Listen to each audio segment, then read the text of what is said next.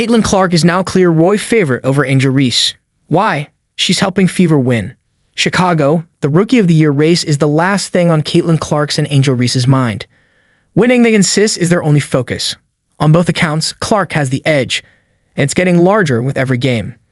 Clark scored a season-high 31 points and notched her 11th double-double with 12 assists Friday night, while Reese had 11 rebounds and 10 points.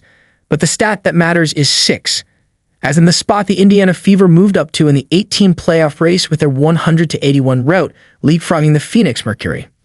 Chicago remains 8th in the standings, but after 5 losses in a row and problems almost everywhere on the floor, the Sky's spot is precarious. We don't wake up and think about individual awards. I know that's what all of you think we do. We don't, Clark said before the game. That's what everybody wants to make this about, but both of our teams are competing for playoff spots. That's our main focus. Our focus is on winning basketball games. It's as simple as that, Clark added. It's winning basketball games. Like Magic and Bird before them, Clark and Reese are forever linked, first by their rivalry in college. Reese and Vulsu beat Clark and Iowa for the national title in 2023. Clark's Hawkeys knocked Reese and Vulsu out of the tournament on their way to the championship game this year, and now by their WNBA careers. Though Reese was drafted 7th, 6 spots behind Clark, they have emerged as the league's new standard bearers. They sell out arenas almost everywhere they go and spark blockbuster ratings. Sponsors clamor to work with them, and both are shredding the record books.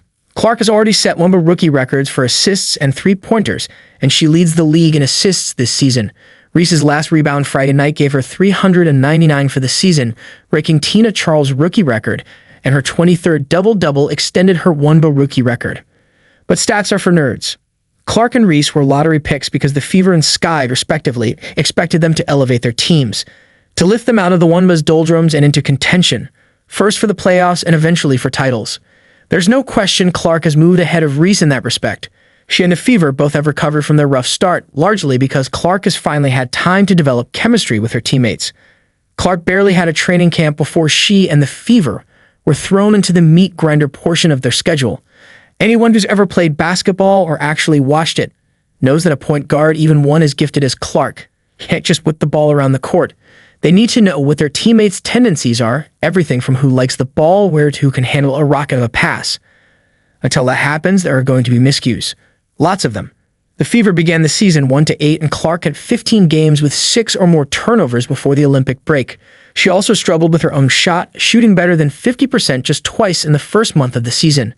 But Clark and the Fever gradually figured it out. Clark has scored in double figures in every game since June 16, and has had a double or triple-double 10 times. The Olympic break also helped, allowing the Fever to have what was effectively a second training camp. The difference is obvious. Indiana has won 3 in a row and 5 of its last 6.